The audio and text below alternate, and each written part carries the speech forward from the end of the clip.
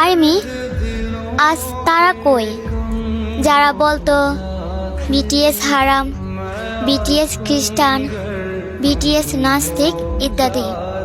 তাদেরকে বলি, আমাদের বিটিএস মেম্বাররা যখন সৌদি আরব কনসার্ট করতে গিয়েছিল তখন জিমিনের মাইকটি ছিল গোল্ডেন কালার, আর আমাদের ইসলামে ছেলেদের জন্য স্বর্ণ হারাম।